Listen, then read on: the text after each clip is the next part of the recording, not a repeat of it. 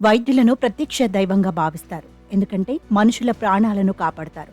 కానీ కొందరు మాత్రం డాక్టర్ల ముసుగులో దందాలకు తెరలేపుతున్నారు. నకిలీ డాక్టర్ అవతారం ఎత్తుతున్నారు. అమాయకుల ప్రాణాలను బలి తీసుకుంటున్నారు.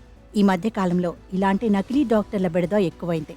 ఎక్కడ పడితే అక్కడ ఆసుపత్రులు పెడుతున్నారు. తాజాగా బీహార్లో ఓ నకిలీ వైద్యుడి నిర్వాకం చర్చనీయాంశమవుతోంది. ఏకంగా ఆ నకిలీ వైద్యుడు యూట్యూబ్ చూస్తూ బాలుడికి ఆపరేషన్ చేశాడు. ఈ ఘటనలో బాలుడు ప్రాణాలు కోల్పోయాడు. బీహార్లోని సరన్ జిల్లాలో ఓ బాలుడు తన తల్లిదండ్రులతో నివసిస్తున్నాడు. ఇటీవలి అతను అనారోగ్యానికి గురయ్యాడు. కొన్నిసార్లు వాంతులు చేసుకున్నాడు. దాంతో ఆందోళన చెందిన తల్లిదండ్రులు సమీపంలోని ఓ ఆసుపత్రికి తరలించారు. అక్కడ వైద్యుడు చికిత్స చేశాడు.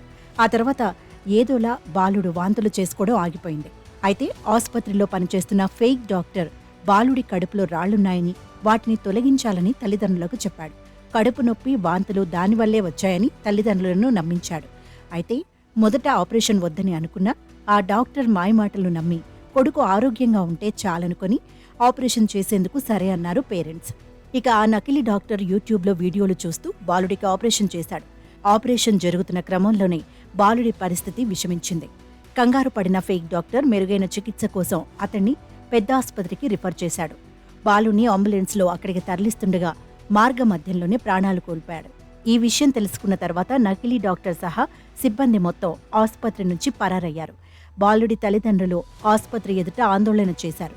కానీ అప్పటికే అన్నీ చేజారిపోయాయి. ఇక ఈ సంఘటనపై బాధిత కుటుంబం ఫిర్యాదుతో పోలీసులు కేసు నమోదు చేశారు.